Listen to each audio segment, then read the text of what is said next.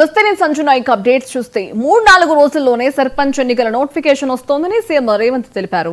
ఈ ఎన్నికలు అత్యంత కీలకమని, అభివృద్ధికి మద్దతుగా ఉండే వారిని సర్పంచులుగా ఎన్నుకోవాలని ప్రజలకు పిలుపునిచ్చారు. ఇందిరమ్మ రాజ్యాన్ని మహిళలు ఆశీర్వదించాలని కోరారు. ఈ రోజు కొడంగల్ నియోజకవర్గంలో మేము ఏర్పాటు చేసుకోబోతున్నాం. ఇవన్నీ కార్యక్రమాలు ఎలా సాధ్యమైనాయి?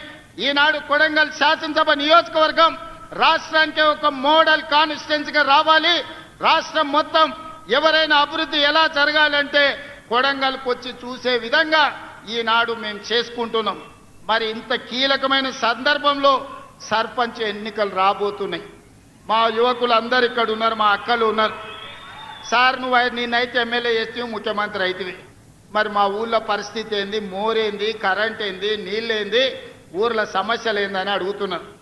నాకు తెలిసి రాబోయే 3-4 రోజుల్లోనే రాష్ట్ర ఎన్నికల సంఘం సర్పంచ్ ఎన్నికల్ని నిర్వహించబోతుందని నాకు సమాచారం ఉన్నది.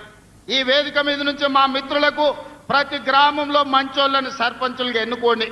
మన నియోజకవర్గాన్ని అభివృద్ధి చేసుకుందాం. అభివృద్ధిని అడ్డుకునేటోళ్ళని సర్పంచులను చేయకండి. ఈ ఆడబిడ్డల చీర కట్టుకొని సంతోషంగా రేపు సర్పంచ్ ఓట్లలో అన్న చెప్పిన వాళ్ళకు, గ్రామాన్ని అభివృద్ధి చేసే వాళ్ళకు ఓటేసి రావాలి. మా అక్కలందరికీ ఒకటే సూచన, ఎన్నికల రోజు ఓట్లేయడానికి మీకు వచ్చిన చీర కట్టుకొని లైన్లో నిలబడి ఇందిరమ్మ రాజ్యాన్ని మేము ఆశీర్వదిస్తున్నాం, ఇందిరమ్మ రాజ్యమే కావాలని చీర కట్టుకోవడం ద్వారా మీ అభిమానాన్ని ప్రదర్శించండి, మీ సోదరుడిని ఆశీర్వదించండి. ఎందుకంటే ఆ చీరను 10 రకాల డిజైన్లు చేపించి ఏ చీర మా ఆడబిడ్డలకు బాగుంటుందని 10 రకాలుగా పరిశీలన చేసిన తర్వాత నిర్ణయం తీసుకున్నాం.